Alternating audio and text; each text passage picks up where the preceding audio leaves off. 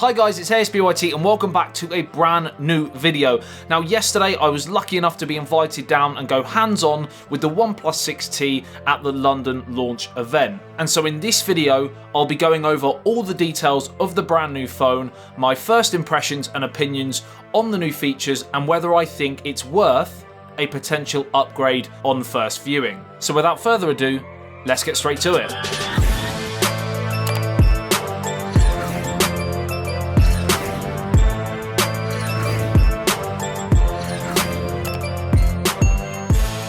Right, so first of all, what is the T variant? For those who don't know, it's an incremental upgrade from the previous flagship 5-6 months previous. So it takes what was good with the previous iteration and teardrops in a few new features. Teardrops? Get it? Sorry, that was awful.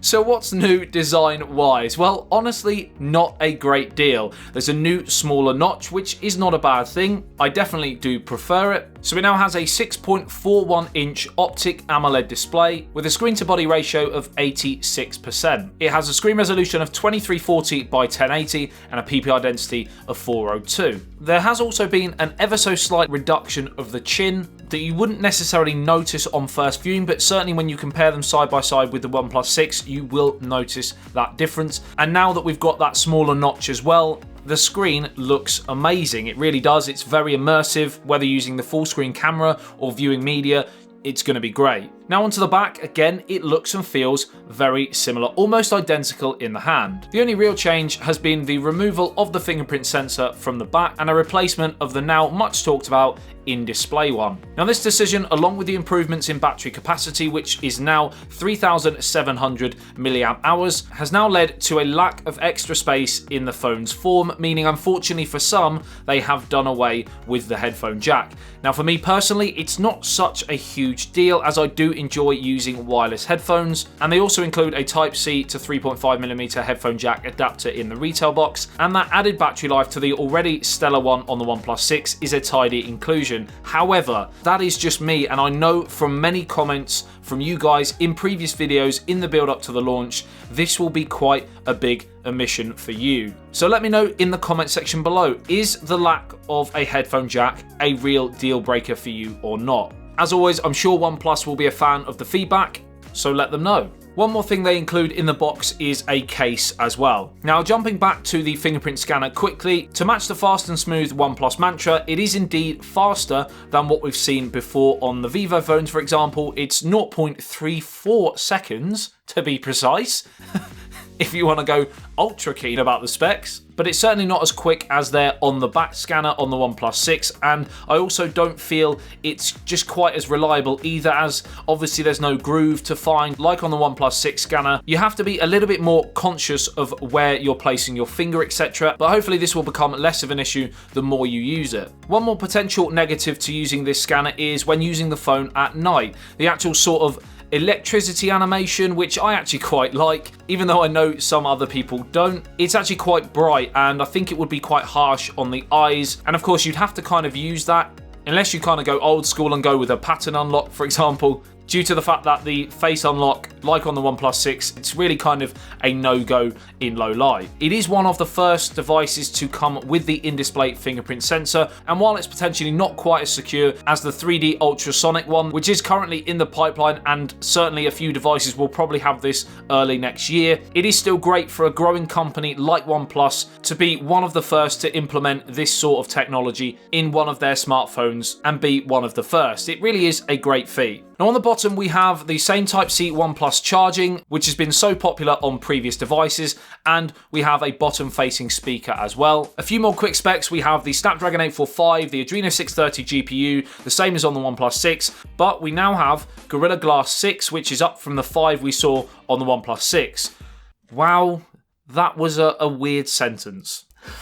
We've got dual nano SIM, no micro SD card expansion again. Now we're going to move on to camera, and it's pretty much the same camera setup as we saw on the OnePlus 6. Dual rear cameras, a primary 16 megapixel Sony IMX519 sensor with f1.7 aperture and both OIS and EIS. It also has a secondary Sony IMX376K 20 megapixel sensor, also with f1.7 aperture, and you can also record video at a maximum of 4K at 60 frames a second. So the main real difference from the 6 is nighttime photography. We now have nightscape mode for better low light performance, which I can't really evaluate until I've used it in more detail. This feature is also coming to the OnePlus 6 in a software update. Now the front camera is a 60 megapixel Sony IMX371 sensor with f2.0 aperture with EIS and a max 1080p 30 frames a second video capture. Now there is a camera enhancement on the front facing portrait mode as well, which possibly might not be coming to the OnePlus 6, and that is known as studio lighting, and this is meant to enhance how the phone perceives facial features, for example, by improving the overall lighting of the photo.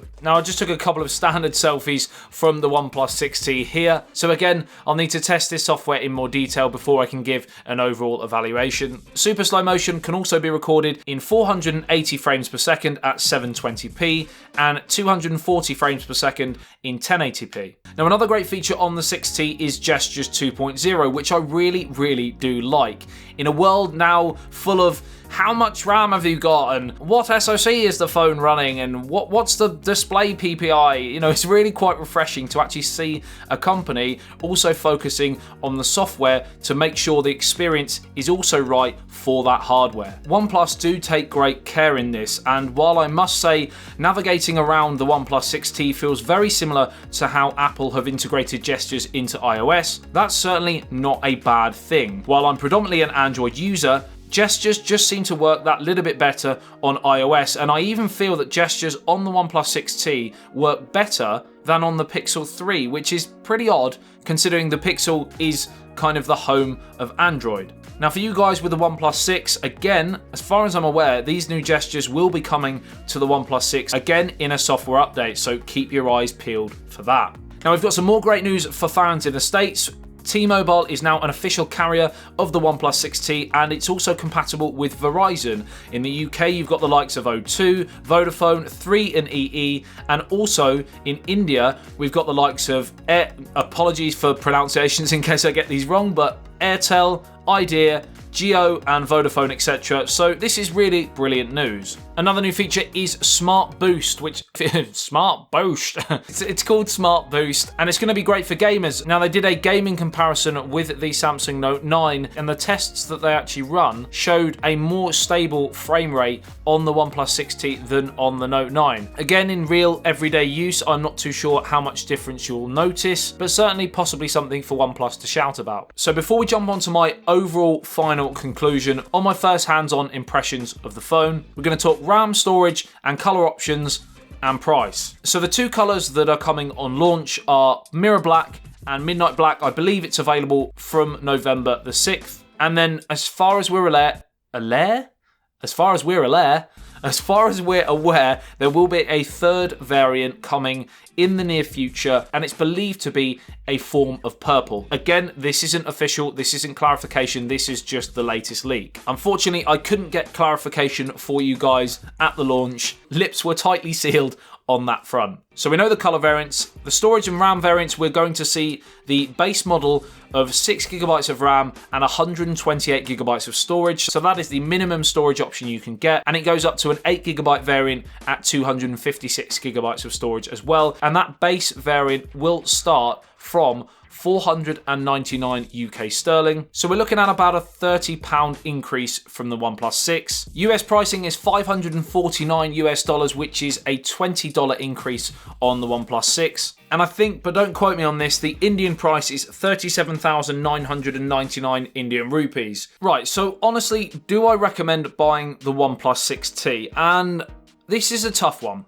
The opinion I have for all the incremental change devices, like the T variants and the S variants if you're a Xiaomi Mi Mix fan, for example, or an iPhone fan, is that for me, the changes wouldn't really be enough to shell out another £500 if I have the 6, for example. However, there are some pretty great trade-in offers available where you can get up to $300 off the new phone. And if you have the OnePlus 5 or the 5T, for example, then the 6T is, in my opinion, a big enough jump in quality and might be a great option for you. It is, in my opinion, just the classic case of how much can you change in a biannual upgrade. Finally, just one thing to note, whether or not enough has changed for you from the 6, there is no denying the 6T really is a phenomenal smartphone for the money. And for sure, it will be one of the best phones of 2018. As always, let me know in the comment section below what you think about this brand new device. Is the OnePlus 6T your next device